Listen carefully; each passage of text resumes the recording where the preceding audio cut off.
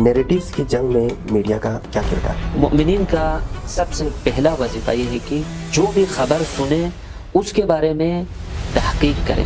Media کا role کسی بھی چیز کے بارے میں حیاتی رول ہوتا ہے۔ جو فتنہ ایران میں ہوا، اس فتنے کی حقیقت کیا تھی؟ یہ شروعات کہاں سے ہوئی؟ 2 یا 3 جنوری سے ہوئی۔ پہلے ایک حق بجانب پروٹیسٹ ہوا، اعتراضات جو ہے وہ دنگوں میں بدل گئے، ایک جنگی ماحول ایران کے اندر کریٹ کیا جائے۔ کرنسی کے ویلیو کا گرنا یہ بھی اسی ہائبریڈ وار کا حصہ ہے۔ جی، یہ ساری چیزیں اسی کا حصہ ہے کرنا، چاہے ٹرمپ ہو، چاہے اسرائیل کے بڑے جو وزیر وغیرہ ہوں، وہ اقرار کر رہے ہیں کہ CIA اور موساد کے افراد یہاں پہ سڑکوں میں ان کے ہمراہ ہیں۔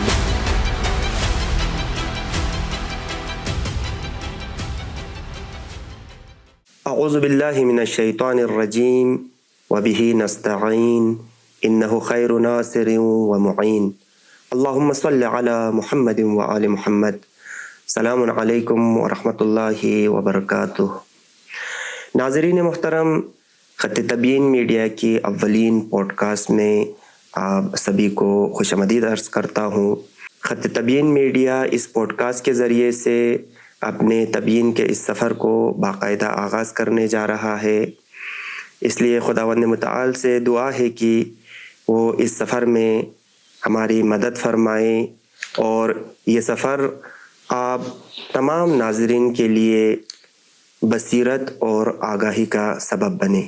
حالیہ دنوں میں ایران میں ایک فتنہ ہوا اور الحمدللہ بہت جلد اس فتنے کو قابو میں بھی لایا گیا، اور اس فتنے کے حوالے سے کہا جاتا ہے کہ یہ فتنہ داعش کے فتنے سے بھی بہت بڑا فتنہ تھا۔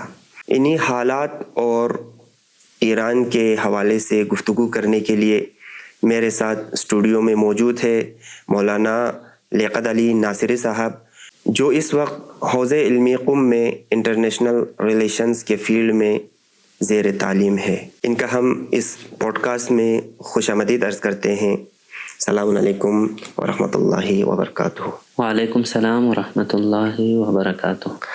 مولانا صاحب، آج کے اس پوڈ کاسٹ میں آپ کو خوش آمدید عرض کرتا ہوں۔ جیسے کہ آپ نے دیکھا کہ حالیہ دنوں میں جو فتنہ ایران میں ہوا، جی، اور اس فتنے کے بعد ویسٹرن میڈیا جو نیریٹیوز کریٹ کیا انہوں نے، اس حوالے سے میرا پہلا سوال آپ سے یہ ہے کہ نیریٹیوز کی جنگ میں میڈیا کا کیا کردار ہے؟ اعوذ باللہ من الشیطان الرجیم، بسم اللہ الرحمن الرحیم، الحمد للہ رب العالمین، اللہم صل علی محمد وآل محمد وعجل فرجہم۔ قال اللہ تبارک وتعالی فی محکم کتابہ الکریم، اعوذ باللہ من الشیطان الرجیم،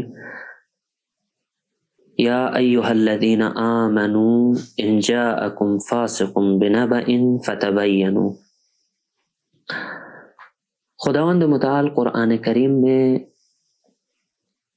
سورہ حجرات کی آیت نمبر 6 میں فرماتا ہے کہ اگر کوئی فاسق خبر لے آئے تو ایمان والوں کا وظیفہ یہ ہے کہ اس کی جانچ پڑتال کریں، دیکھیں، تجسس کریں اور صحیح طرح سے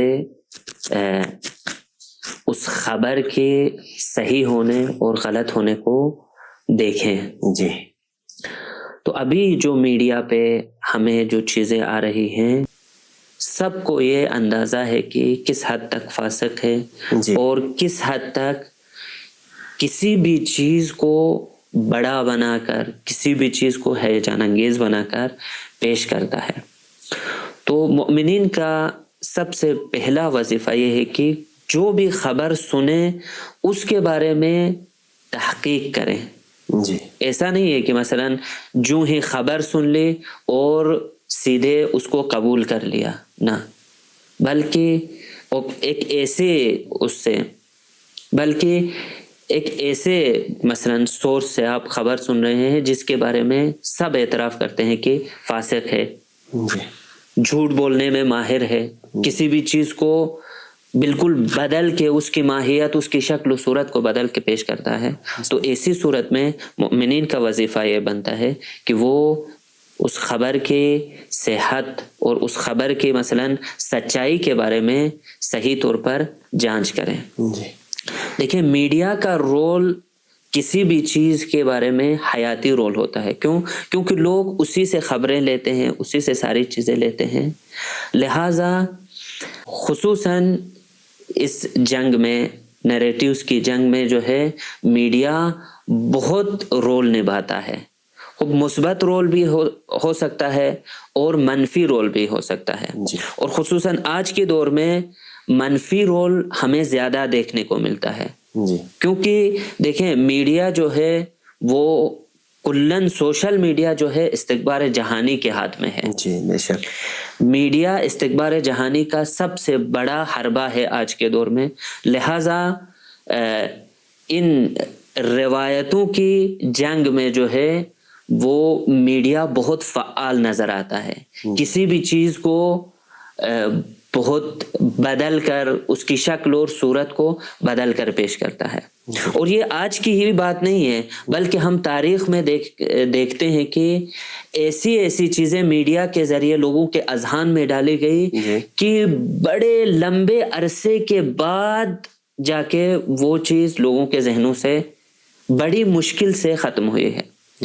ہمیں مثلاً یہ دیکھنے کو ملتا ہے کہ 3000 سال تک لوگ حضرت ہارون علیہ السلام کو بت پرستی اور گوسالہ پرستی کا باعث و بانی مانتے تھے. یہ 3000 سال تک چلتا رہا. یہ ایک نیریٹو جو ہے اس وقت کے ظالم اور جابروں نے پیش کیا تاکہ اپنے منافع جو ہے وہ باقی رہیں، ان کے اپنے منافع. انہوں نے یہ پیش کیا کہ حضرت ہارون نے ہی یہ گوسالہ پرستی رائج کروائی ہے. اور 3000 سال تک یہی ساری چیزیں چلتی رہی. آخر میں قرآن نے آ کے یہ بتایا کہ یہ نیریٹو غلط تھا، بلکہ حضرت ہارون علیہ السلام خدا کے پیغمبر تھے. انہوں نے گوسالہ پرستی شروع نہیں کروائی تھی بلکہ سامری نے شروع کروائی. تو یہ جو ہے میڈیا نے یہ کام کروایا.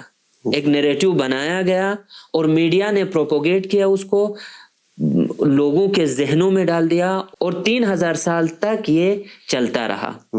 اور صدر اسلام کی بھی بات اگر ہم کریں تو میڈیا کے ذریعے اہل بیت کے خلاف ایسی چیزیں کریٹ کی گئی، ایسی چیزیں بنائی گئی، ایسے نیریٹیوز بنائے گئے کہ جب امام علی علیہ السلام مسجد میں شہید ہو گئے تو شام والے پوچھنے لگے کہ علی کا مسجد میں کیا کام.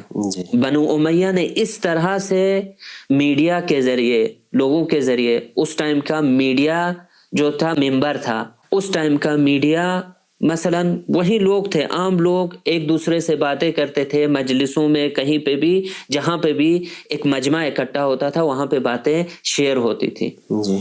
تو اس میں بنو امیہ نے یہ چیز پیش کی کہ نہ علی نماز پڑھتے ہیں، نہ علی دینی احکام کی پابندی، نہ علی دینی احکام کے پابند ہیں، نہ کسی چیز کے. لوگوں کو یہ باور ہونے لگا کہ پیغمبر کے گھر کا فرد، پیغمبر نے جس کو اپنے دامن میں بڑا کیا تھا، جس شخص کو پالا پوسا تھا، وہ شخص نماز نہیں پڑھتا ہے. اور آخر میں لوگ تعجب کرنے لگے کہ علی کا مسجد میں کیا کام ہے. تو آج کے لیے بھی، آج کے زمانے میں بھی یہی کیا جاتا ہے. میڈیا کے ذریعے بہت ساری چیزیں ایسی پیش کی جاتی ہیں جو واقعاً درست نہیں ہے. دیکھیں ہٹلر کا ایک قول ہے، ہٹلر کے ایک بات جو نقل کی جاتی ہے.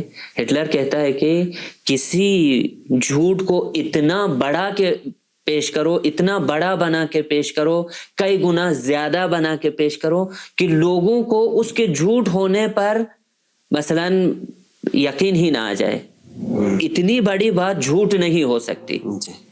اس طرح سے پیش کیا جائے. تو آج کا میڈیا اسی رول کو فالو کرتا ہے. کسی بھی چیز کو بڑا بنا کر پیش کرتا ہے, کسی بھی چیز کو جھوٹ کے ساتھ پیش کرتا ہے, مخلوط کر کے پیش کرتا ہے کہ لوگوں کو یقین ہونے لگتا ہے. مثلا انہی حالیہ دنوں میں جو موتیں ہوئی جن کی آفیشل تعداد جو ہے وہ ہے 3000 کے قریب, اور اس کو ڈیٹیل کے ساتھ بیان کیا گیا, 3000 کچھ یا 3100 یا 3200 تک کے. لیکن میڈیا کیا کرتا ہے, میڈیا نے اس کو 10 گنا بڑا کر پیش کیا. کہہ رہے ہیں کہ 35,000 موتیں ہوئی ہیں. ایک نیریٹو یہ کریٹ کیا گیا کہ 30,000 لوگوں کی موتیں ہوئی ہے, اور وہ بھی پولیس والوں نے ان کو مارا ہے. تو اس طرح سے یہ نیریٹیوز پیش کیے جاتے ہیں تاکہ لوگوں کو باور ہو جائے, لوگوں کو یقین ہو جائے کہ بھائی یہاں پہ ظلم ہے, یہاں پہ بربریت ہے, یہاں پہ لوگوں کو قتل کیا جاتا ہے, اس طرح کی چیزیں, تاکہ اس جنگ میں جو ہے مثلا جو آپ کا مخالف ہے اس کو مثلا ایسے لوگوں کے سامنے اس طرح سے پیش کریں کہ وہ ایک ظالم اور جابر حاکم ہے. یعنی کہنا یہ چاہ رہے ہیں کہ ظالم کو مظلوم اور مظلوم کو ظالم بناتا ہے. ظالم کو مظلوم اور مظلوم کو ظالم بنا کر لوگوں کے سامنے پیش کیا جاتا ہے. مثلا اتنی ساری چیزیں پیش کی جا رہی ہیں, اتنے سارے جھوٹ بولے جا رہے ہیں کہ ابھی اس ٹائم پہ ان کا پردہ فاش ہو رہا ہے, پردہ فاش کیا جا رہا ہے. مثلا کچھ تصویریں ایسی شیئر کی جا رہی ہیں جس کا حقیقت سے کوئی واسطہ نہیں ہے. مثلا ایک بندے کی تصویر شیئر کی گئی کہ اس کو جمہوریہ اسلامی میں مارا گیا, مثلا پولیس والوں کے حملے میں اس نے اپنی جان گنوا دی. لیکن ابھی جو ہے جب وہ فوٹو اس شخص تک پہنچ گئی تو وہ خود آ کے کہہ رہا ہے کہ میں ابھی زندہ ہوں. وہ زندہ ہو کے واپس آ رہا ہے. ایسی جھوٹی تصویریں پیش کی جا رہی ہیں کہ جس کا حقیقت سے کوئی واسطہ نہیں ہے, اور وہ آ کے یہ کہہ رہے ہیں, ایک خاتون کا مثلا ایک خاتون کی ویڈیو آئی تھی جو کہہ رہی تھی کہ میں اپنی تصویریں, اپنے مرنے کی تصویریں دیکھ کر مجھے خود تعجب ہو رہا تھا. یا اسی طرح اس سے بھی پست ایک چیز جو سامنے آ گئی وہ یہ ہے کہ مثلا اسرائیل کے فارمر پرائم منسٹر ہیں شاید نفتالی بینٹ, اس کے بیٹے کی تصویر شیئر کی گئی کہ اس کو جمہوریہ اسلامی میں مثلا مروایا گیا ہے, یعنی ایک ایرانی جوان کے عنوان سے پیش کیا گیا کہ اس کو مارا گیا. بعد میں جا کے یہ مثلا سامنے آیا کہ یہ تو اس اسرائیلی وزیر کا بیٹا ہے. تو اس طرح سے میڈیا تمام چیزوں کو پروپوگیٹ کرتا ہے, لوگوں کے ذہنوں کو میلوں دور کرتا ہے حقیقت سے.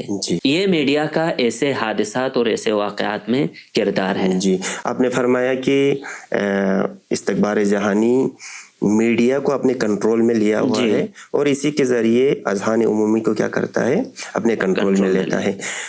تو جو نیریٹیوز ویسٹرن میڈیا پیش کر رہی ہے ابھی, اور اس کے برعکس اس فتنے کے حوالے سے حقیقت ہے. جی تو اس فتنے کے حوالے سے بتائیں, وضاحت فرمائیں کہ کیا ہوا تھا اس فتنے میں, اس فتنے کی حقیقت کیا تھی, اور جو واقعات ہوئے اس فتنے کے دوران اس کی طرف بھی اشارہ فرمائیں.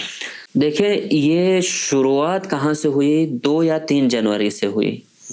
پہلے ایک حق بجانب پروٹیسٹ ہوا, مثلا واقعاً یہ پروٹیسٹ حق بجانب تھا کہ مشکلات کا شکار تھے, اور پروٹیسٹ جو ہے یہ اعتراضات جو ہیں وہ تجار نے شروع کیا تھا, تاجروں نے شروع کیا کہ ان کے لیے مشکلات پیش آ رہی تھی, اس لیے انہوں نے یہ پروٹیسٹ شروع کیا, یہ اعتراضات شروع کیے, اور اس کے بعد آہستہ آہستہ یہ اعتراضات جو ہے وہ دنگوں میں بدل گئے. یعنی ان اعتراضات کو جو اقتصادی مبنا رکھتے تھے, اقتصادی شعار رکھتے تھے, اقتصادی نعروں کے ساتھ شروع ہوئے تھے یہ اعتراضات, ان اعتراضات کو ڈائیورٹ کر کے دنگوں میں بدل دیا گیا.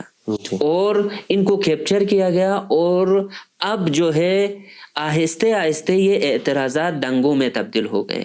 پہلے اعتراضات میں کون لوگ شامل تھے؟ پہلے اعتراضات میں مثلا میان سال افراد تھے، 40-45 سال والے افراد تھے، تجار ویسے ہی لوگ تھے، مثلا 40-45 سال والے۔ لیکن آہستہ آہستہ ان میان سال افراد کی جگہ جوانوں نے لے لی، جن کو اقتصاد کا الف بھی نہیں پتا تھا، جن کو یہ بھی نہیں معلوم کہ ہو کیا رہا ہے، انہوں نے لے لی۔ اور مثلا ان کو میدان میں لایا گیا، ایسا نہیں ہے کہ خود جوش ہو کے آ گئے، خود بخود آ گئے۔ یہ پروٹیسٹ شروع ہوا 2 یا 3 جنوری کو، آہستہ ایک ہفتے کے اندر آہستہ آہستہ یہ اب اقتصادی اعتراضات سے ہٹ کر دنگے میں تبدیل ہو گیا۔ اب وہاں پہ اس میدان میں 8 اور 9 جنوری کو اب جو ہے سڑکوں میں میان سال 40-45 سال والے افراد نظر نہیں آئیں گے۔ اب اس میدان میں وہ افراد نظر آئیں گے جو 20 سال سے کم عمر کے ہیں، وہ افراد نظر آئیں گے جن کا اقتصاد سے کوئی مثلا صحیح طرح سروکار نہیں ہے، جن کو معلوم نہیں ہے کہ اصل ان کی وجوہات کیا ہے، اور ان کا شعار دیکھیں، ان کا شعار اصلا اقتصادی نہیں ہے۔ ان کے طریقے دیکھیں، طریقہ اصلا مثلا پیسفل ہی نہیں ہے، جو یہ میڈیا پیش کر رہا ہے کہ پیسفل پروٹیسٹ پر حملہ کیا گیا، حکومت نے حملہ کروایا، حکومت نے حملہ کروایا، نظام نے حملہ کروایا، پیسفل پروٹیسٹ تھا۔ اس کی اصلا صورت ہی بدل گئی۔ پہلے پیسفل پروٹیسٹ شروع ہوا تھا، لیکن اب صورت بدل گئی دنگوں کی صورت میں۔ اب لوگ جو ہے وہ میان سال افراد نہیں ہے، جوان ہیں، جن میں خواتین شامل ہیں، جن میں چھوٹے بچے بھی شامل ہیں، جن میں 10 سال سے کم عمر کے بچے بھی شامل ہیں۔ آپ کو CCTV فوٹیج میں نظر آ جائے گا۔ اب ان کے ہاتھ میں مثلا مہنگائی کے پلے کارڈز نظر نہیں آئیں گے، بلکہ ان کے ہاتھ میں ہتھیار نظر آئیں گے۔ تو ان ساری چیزوں سے سمجھ میں آتا ہے کہ یہ کلن جو سینیریو کریٹ کیا گیا تھا یہ پری پلانڈ تھا، کہ ایسا کوئی اعتراضات وجود میں آ جائے اور اس کو ڈائیورٹ کر کے ایک جنگی ماحول ایران کے اندر کریٹ کیا جائے، جنگی ماحول بنایا جائے، تاکہ باہر والوں کے لیے خصوصاً ملٹری حملے کے لیے جو ہے زمینہ فراہم ہو۔ اس لیے آپ کو اس دنگے کے اندر بہت ساری چیزیں ایسی نظر آئیں گی جو پروٹیسٹ سے دور ہے، اعتراضات سے دور ہیں۔ مثلا آپ کو ہتھیار نظر آئیں گے، کوکٹیل مولوتوف نظر آئیں گے، مثلا اسی طرح خنجر لے کے، بڑے بڑی تلواریں لے کے، بہت ساری ایسی چیزیں لے کے جو پروٹیسٹ کے اندر نہیں ہوتی ہیں۔ تو جس طرح سے مثلا میڈیا میں بیان کیا جاتا ہے کہ یہ اعتراضات جو ہے پرامن اعتراضات تھے، پیسفل اعتراضات تھے، ویسی کوئی صورت یہاں پہ نظر نہیں آ رہی، بلکہ مثلا ہمیں دیکھنے کو ملتے ہیں کہ مثلا یہاں پہ ہتھیار استعمال ہو رہے ہیں، پولیس والوں پر حملے کیے جا رہے ہیں۔ جہاں کہیں پہ بھی اعتراضات ہوتے ہیں آپ کو مثلا معمولی سے کچھ چیزیں دیکھنے کو ملیں گی، پتھراؤ ملے گا، یا مثلا توڑ پھوڑ دیکھنے کو ملے گی، یا کسی کچھ ٹائر وغیرہ جلانے کی چیزیں نظر آئیں گی۔ لیکن اس طرح حملے کرنا، ہتھیار لے کے آنا، یا مثلا تلوار وغیرہ لے کے آنا اور ان کا استعمال کرنا سامنے والوں پر، پولیس والوں پر کوکٹیل مولوتوف سے حملہ کرنا یا پولیس والوں کو جلانا، یہ ساری چیزیں ایک معمولی اعتراضات سے نکال کر ان کو دنگوں میں تبدیل کرتی ہے جو یقیناً پری پلانڈ تھے۔ جیسے کہ ہم نے مشاہدہ کیا کہ جس طرح سے ویڈیو کلپس بعد میں وائرل ہوئی، ایک کلپ میں ہم نے دیکھا کہ ایک شخص گاڑی لے کے آتا ہے، روڈ پر پولیس والے ہوتے ہیں تو ان کو کچل کے آگے نکل جاتی ہے گاڑی، اور آگے جا کر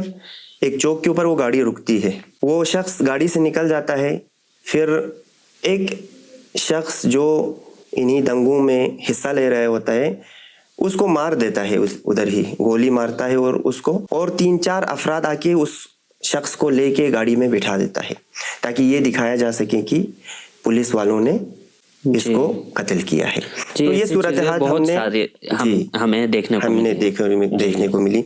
और उसी तरह एक नर्स को भी जलाया, जैसे कि बहुत सारी ऐसी चीजें हैं। मसलन एक छोटी बच्ची को मसलन डायरेक्ट गोली मार के उसको शहीद किया गया, या इसी तरह मसलन एक बिल्डिंग से एक बहुत भारी चीज एक पुलिस वाले पर फेंकी गई, तो कह रहे हैं कि डॉक्टर्स कह रहे हैं कि असलन उसके सर का पता ही नहीं था कि कहाँ चला गया।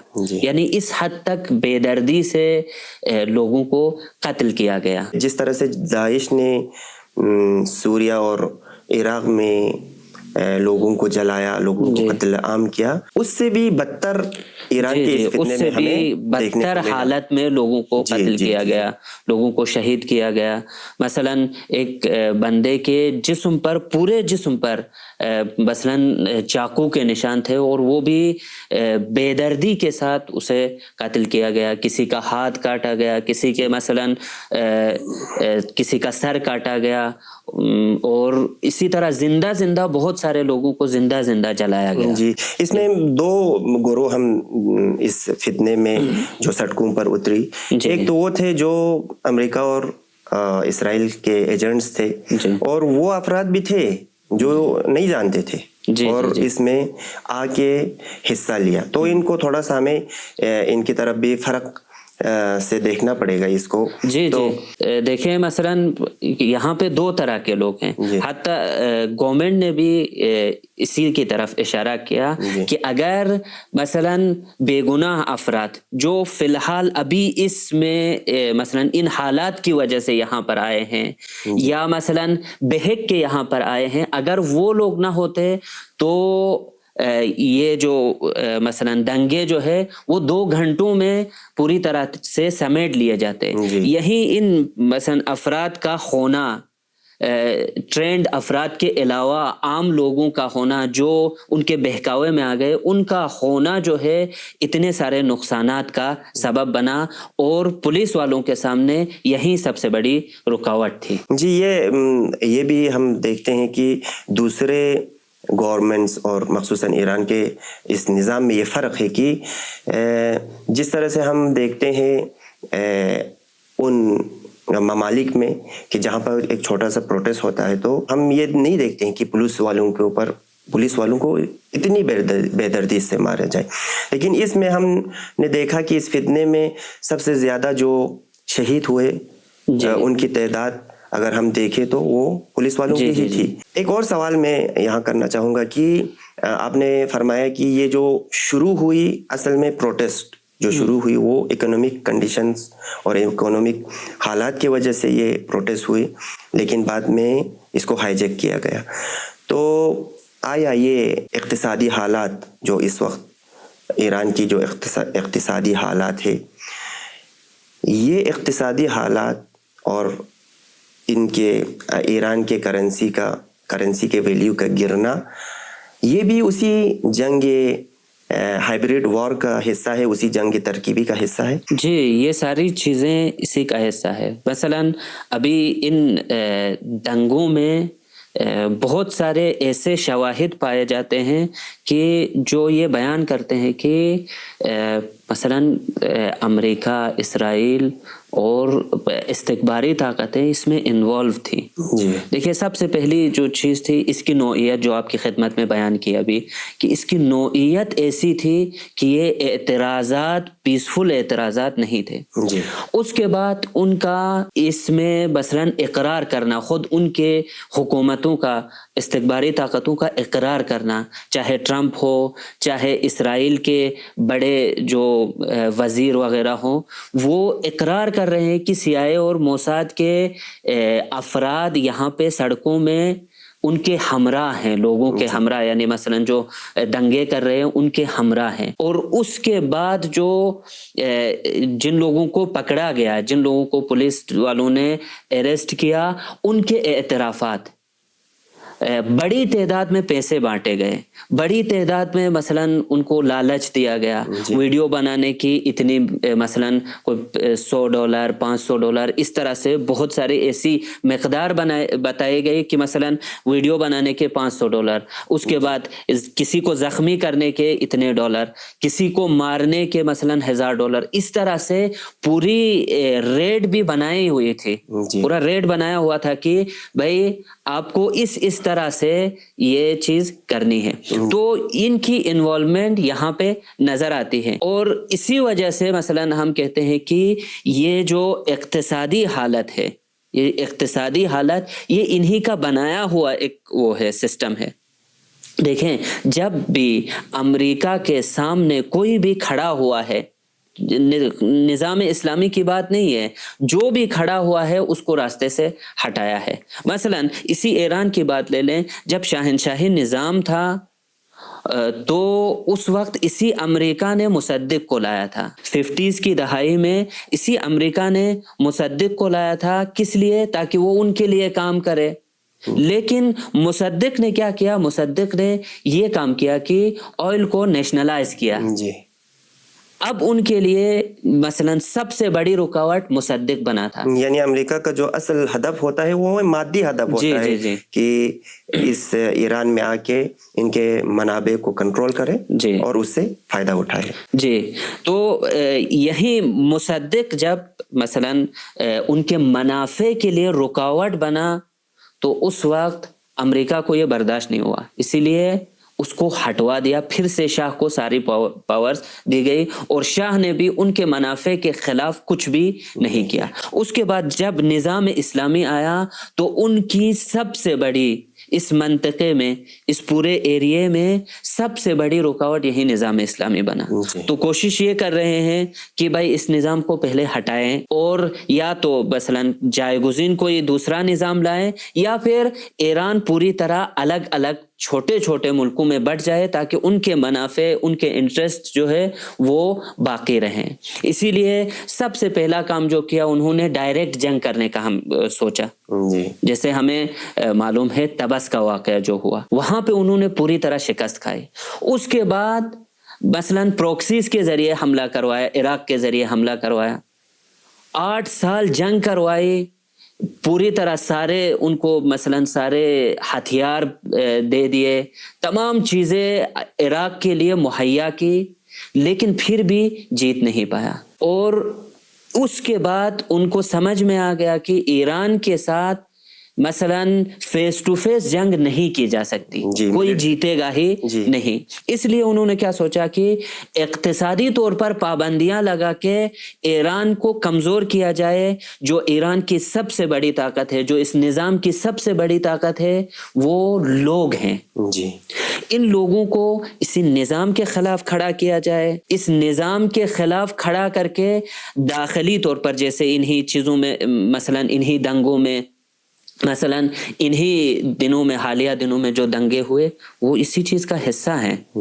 اسی لیے داخلی طور پر لوگوں کو ایک دوسرے کے سامنے لایا جائے۔ جو ایک دلیل اس کی یہ ہے کہ ان دنگوں میں جو ہے مقدسات کے اوپر حملہ کیا گیا، مثلا مسجدیں جلائی گئی، جی، مثلا مزاروں کو آگ لگائی گئی، مزاروں کو آگ لگائی گئی، مثلا قرآن جلایا گیا، قرآن کی توہین کی گئی۔ یہ سب کس لیے تھا؟ یہ سب ایک سینیریو تھا، تاکہ اس سینیریو کے اندر کس کو لائے؟ مذہبی لوگوں کو، جو انقلاب کے ساتھ تھے، جو نظام کے حامی ہیں، ان کو ان کے مقابلے میں، جو دنگا کرنے والے ہیں ان کے مقابلے میں لا کے اصلاً ایک خانہ جنگی سا ماحول بنائے، خانہ جنگی کا، ایران کے اندر شروع کروائے، ایک سول وار کا ماحول بنائے تاکہ ان کے لیے راہ ہموار ہو۔ لیکن رہبر کی بصیرت سے، لیکن لوگوں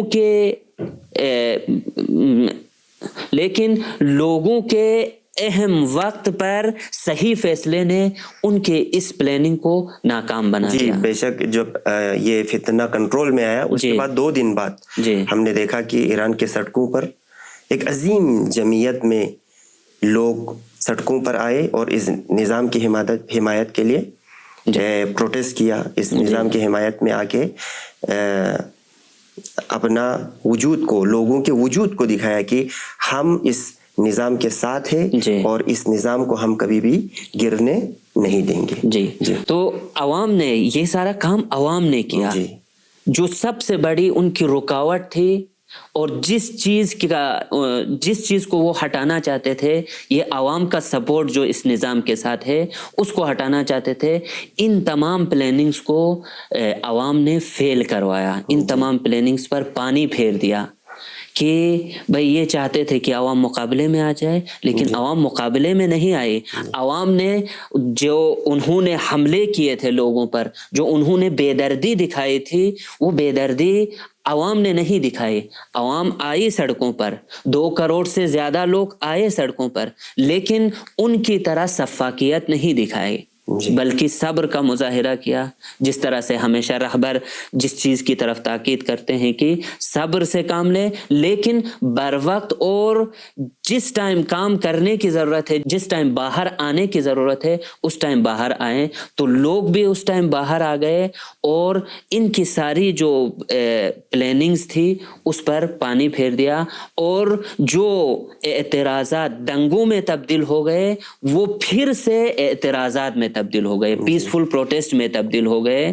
یہ جو اصل واقعات ہیں جو ان حالیہ دنوں میں پیش آئے، رونما ہوئے، یہ وہ واقعات. جی آپ نے بھی اس چیز کی طرف اشارہ کیا کہ جو دنگوں میں جنہوں نے حصہ لیا ہے ان میں اکثر نوجوان تھے. جی نوجوان طبقہ جن کو اسی ویسٹرن میڈیا کے نیریٹیوز کی وجہ سے کیا ہو گئے، یہ لوگ ان کا برینڈ واش ہو گیا اور یہ ان کے کنٹرول میں چلا گیا کسی بھی صورت میں.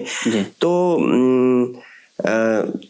مخصوصاً ایران کے نظام کے لیے جو نیریٹیوز کریٹ کرتی ہے وہ ان کے لیے ایک مخصوص میڈیا استخبار جہانی نے رکھا ہوا ہے. مثال کے طور پر بی بی سی فارسیان، آپ کہے بی بی سی فارسی، اور اسی طرح ایران انٹرنیشنل، اور اسی طرح 100 سے زیادہ چینلز ہے، ریڈیو چینلز ہے، نیوز پیپرز ہے.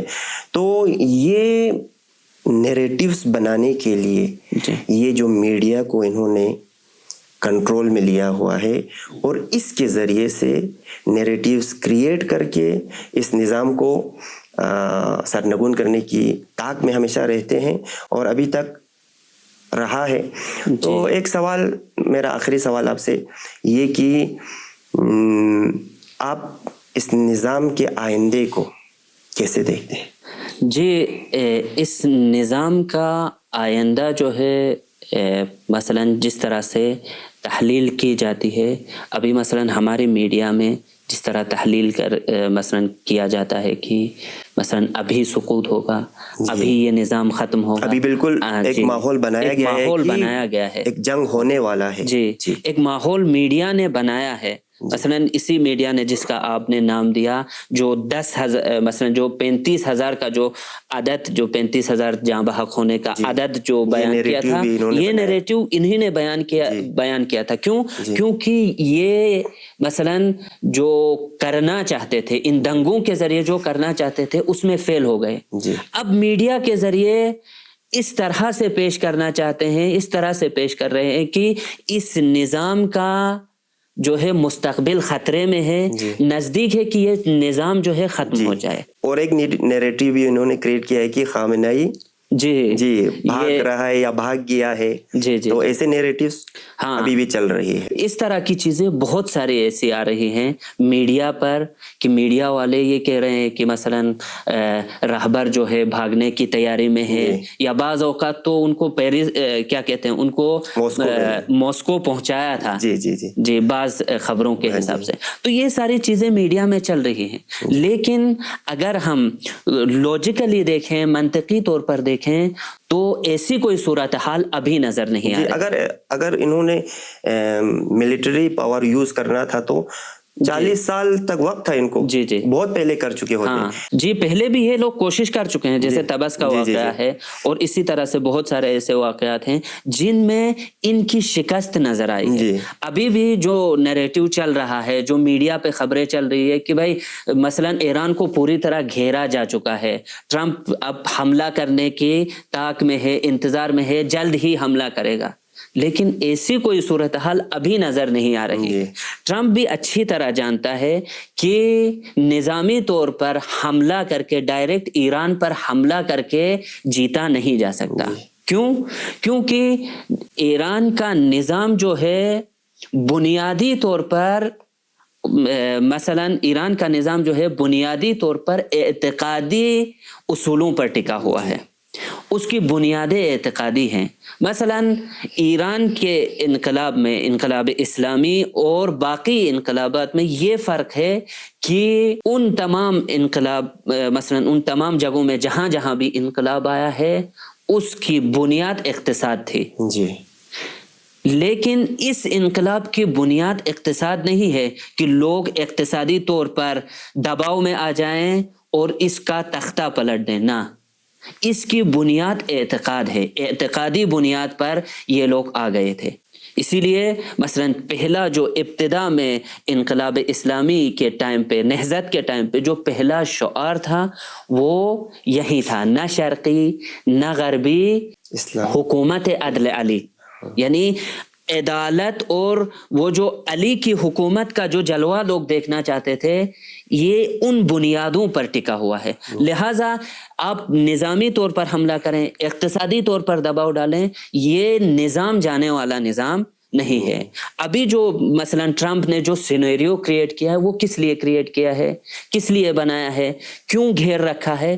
وہ اس لیے گھیر رکھا ہے کہ لوگوں کو ذہنی طور پر شکست دینا چاہتا ہے. دیکھیں ان کا نا امیدی پھیلانا چاہتا ہے. ان کا اصول رہا ہے کہ یا کلن جنگ کا اصول یہ رہا ہے کہ جب تک آپ ذہنی طور پر شکست قبول نہ کریں تب تک میدانی طور پر آپ کو شکست نہیں ہوگی. اور یہ لوگ یہ اچھی طرح سمجھتے ہیں، اسی لیے 40 سالوں سے ذہنی طور پر لوگوں کو شکست دینا چاہتے ہیں. اس نظام کو ذہنی طور پر لوگ جو طاقت اس نظام کی ہے، لوگ ان کو ذہنی طور پر شکست دینا چاہتے ہیں. تو یہ سینیریو بنایا گیا ہے. دیکھیں ٹرمپ اور استکبار، مثلا اسرائیل ہے، امریکہ ہے، ان کو اگر کسی پر حملہ کرنا ہوتا ہے تو یہ بتا کے نہیں کرتے.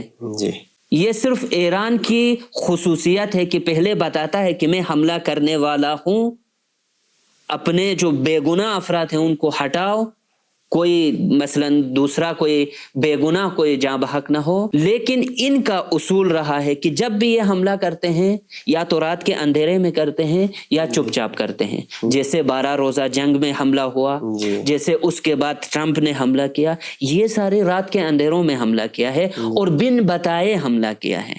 ابھی جو ٹرمپ بتا رہا ہے، ابھی جو سامنے ٹرمپ آ رہا ہے، اس کا مطلب ہی یہی ہے کہ یہ حملہ نہیں کرنا چاہتا، لوگوں کو ذہنی طور پر دباؤ میں لانا چاہتا ہے. جو گھیرا، مثلا یہ ایک اصول بنا ہوا ہے، مثلا ایرانی بھی اچھی طرح جانتے ہیں، یہ نظام کے حامی بھی، IRGC بھی اچھی طرح سے جانتا ہے کہ ٹرمپ اگر نزدیک آ رہا ہے تو یہ اس کی علامت ہے کہ وہ حملہ نہیں کرے گا، کیونکہ وہ ان کے میسائلوں کے رینج سے دور رہ کر ہی حملہ کرے گا. ایک دوسری چیز یہ ہے کہ اگر ٹرمپ حملہ کرتا ہے تو سب سے بڑا خطرہ جو ہے خود امریکہ کے لیے ہے اور دنیا کے لیے بھی خطرہ ہے. پہلے تو خود ٹرمپ نہیں کرے گا. اگر ٹرمپ اس خوش فہمی میں کہ جس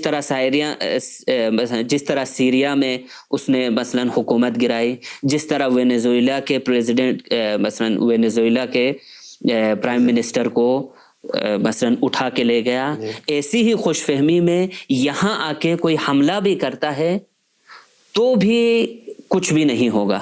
کیونکہ یہ ذہنی طور پر آمادہ ہیں، یہ ذہنی طور پر شکست نہیں کھا چکے ہیں. آپ دیکھیں کہ مثلا جب بھی ٹرمپ دھمکی دیتا ہے، یہاں سے مثلا اس کے جواب میں فوراً اس کا جواب آ جاتا ہے کہ اگر ٹرمپ نے کوئی غلطی کی تو اس کی سزا بھاری طور پر بھگتنی پڑے گی. اور دوسری طرف سے جہان کے باقی ممالک بھی اس کو حملہ کرنے نہیں دیں گے. کیونکہ دیکھیں مثلا ہورمز اسٹریٹ سے جو ہے دنیا کا 35% تیل جو ہے یہاں سے جاتا ہے جی اور اس پر کنٹرول ایران کا ہے. اگر ایران پہ حملہ ہوا تو یہ پورا علاقہ ناامن ہو جائے گا. یعنی ورلڈ اکانومی جی کولیپس کی طرف جائے گی. ہاں، ورلڈ اکانومی میں سب سے بڑا خطرہ یہی ہے کہ ٹرمپ اگر حملہ کرے تو پوری طرح مثلاً پورا منطقہ جو پورا یہاں کا ایریا ہے، جو مڈل ایسٹ ایریا ہے، یہ پورا ایریا جو ہے اس میں اس کی زد میں آئے گا، اس کا شکار ہوگا اور دنیا کی اکانومی میں بہت ہی بڑا بحران آئے گا. جی رہبر معظم نے بھی کل فرمایا کہ ہم جنگ شروع کرنے والوں میں سے نہیں ہوگا، اور اگر جنگ ہو گئی تو انہوں نے کہا کہ یہ پورا ویسٹ ایشیا میں پھیل جائے گا. جی یہی مثلاً بات ہے کہ اب پہلے تو ٹرمپ حملہ نہیں کرے گا. ابھی ٹرمپ کہاں پہ ہے؟ ایک ایسے دوراہے میں پھنسا ہے کہ اب نہ اس سے باہر نکل سکتا ہے نہ ہی اس کے اندر جا سکتا ہے. اس نے اپنے برخلاف ایک ایسا سینیریو کریٹ کیا ہے کہ اب وہ خود اس سے باہر جانے میں مشکلات کا شکار ہے. یا تو وہ یہ کرے گا، دو چیزیں ہیں، یا تو وہ ایک مثلاً نمادین یا ایک دکھاوے کا حملہ کرے گا. اس کے لیے بھی رہبر معظم نے فرمایا حتیٰ دکھاوے کے لیے بھی عمل کرو گے، دکھاوے کے لیے بھی حملہ کرو گے تو اس کا سخت انجام بھگتنا پڑے گا. ویسٹ ایشیا کو اس کا بحران پورے منطقے میں پھیل جائے گا، اور اگر نکلتا ہے تب بھی اس کی بے عزتی ہے. یا تو وہ یہ کہے کہ مثلاً یہ ایران مثلا کیا کہتے ہیں، ایران جو ہے نیگوشیشنز کے لیے آمادہ ہے، ایران مذاکرات کے لیے آمادہ ہے، اس طرح کر کے نکلنا چاہے جو صورتحال ابھی نظر آ رہی ہے. جس طرح وہ کہہ رہا ہے کہ مثلا ایران آمادہ ہے، ایران سے باتیں چل رہی ہے. پہلے جب آیا تھا تو بالکل بھی اس طرح کی کوئی چیز نہیں تھی. وہ اس شعار کے ساتھ آیا تھا کہ ایران پر حملہ کروں گا، ایران پر حملہ کرنے کے لیے امریکہ کی فوج مثلا مصمم ارادے سے نکلی ہے، اتنی ساری جہازیں آئی ہیں. اصلاً مذاکرات کی بات ہی نہیں ہو رہی تھی. لیکن اب دیکھیں مثلاً پیچھے ہٹتا ہوا نظر آ رہا ہے، اور یہ سب سے بڑی شکست ہے. تو ایران کا مستقبل درخشاں ہے. جس طرح رہبر معظم نے کہا کہ ایران چوٹی کی نوک پر پہنچنے والا ہے، چوٹی پر کامیابی کے اس قلعے پر پہنچنے والا ہے. لہٰذا یہاں پہ مشکلات آئیں گی تو یہ ساری مشکلات بھی اسی کا ایک حصہ ہے. اسی لیے رہبر معظم فرماتے ہیں کہ ان نیریٹیو سے لڑنے کے لیے تبیین کرے، روشنگری کرے اور لوگوں کو آگاہ کریں. جس طرح سے یہ لوگ نیریٹیو بناتے ہیں اور ظالم کو مظلوم اور مظلوم کو ظالم دکھاتا ہے، اس کے خلاف ایک ہی ہمارے پاس راہ حل ہے، وہ تبیین. جی تو تبیین بہت ہی مثلاً یہاں پہ بہت بڑا رول ادا کرتا ہے. کیونکہ دیکھیں پورا میڈیا ان کے کنٹرول میں ہے. جو تبیین کرنے والے ہیں، جو گنے چنے افراد ہیں، ان کا وظیفہ بنتا ہے کہ اس میڈیا کا جو جال ہے، جو جال میڈیا نے بچھایا ہوا ہے، اس سے باہر آ کر منطقی طور پر تحلیل کریں، لوگوں کو دکھائیں، عوام کو دکھائیں کہ اصل واقعیت یہ ہے کہ ایران کمزور نہیں ہوا ہے، ایران پہلے سے بھی زیادہ مصمم ہے. ایران وہ ہے جس نے نہتے 8 سالہ جنگ جیتی ہے. 8 سال کی جنگ مختصر سے ہتھیاروں کے ساتھ، مختصر سے مثلا جنگی ساز و سامان کے ساتھ 8 سالہ جنگ جیتی ہے. وہ ایران اور آج کا ایران دیکھیں، زمین آسمان کا فرق ہے. وہ ایران ابھی جھکا نہیں ہے. کیونکہ اس کی بنیادیں اعتقادی تھی. اور آج بھی جو مثلا ہتھیاروں کی اس میں ہتھیاروں کے حوالے سے یا جنگی ساز و سامان کے حوالے سے اس ٹائم کے ایران سے قابل مقایسہ ہی نہیں ہے. زمین آسمان کا فرق ہے. تو یہاں پر ہم ہتھیار ہیں، ہم ٹیکنالوجی ہے، ہم مثلا ان کے ساتھ یہ پورے مثلا جہان کے مستضعفین ہے، جو ایک پورا محور مقاومت ہے وہ اس کے ساتھ ہے. ان کی اعتقادی بنیادیں مضبوط ہے. ساری چیزیں جب ہیں تو یقین رکھیں کہ یہ انقلاب اتنی جلدی جانے والا نہیں ہے. تو آپ نے بھی اس بات کی طرف ابھی اشارہ کیا کہ بنیاد ان کی اعتقاد ہے. توحید پر ایمان جی وہ چیز ہے جی جو انہیں ہمت دیتی ہے جی اور تسلیم ہونے نہیں دیتا ہے. تو ناظرین محترم، آپ نے دیکھا کہ کس طرح سے میڈیا آج کے اس دور میں افکار عمومی کو کنٹرول کرتا ہے اور عوام کے اعتقادات کو چینج کرنے میں میڈیا کا کتنا رول ہے اور اس کا راہ حل کیا ہے. مولانا لیاقت علی ناصری سے گفتگو کر کے ان سوالات کے ہم نے جوابات حاصل کیے، اس امید کے ساتھ کہ آئندہ اور پوڈ کاسٹ کے ساتھ ہم حاضر ہوں گے. والسلام علیکم ورحمۃ اللہ وبرکاتہ.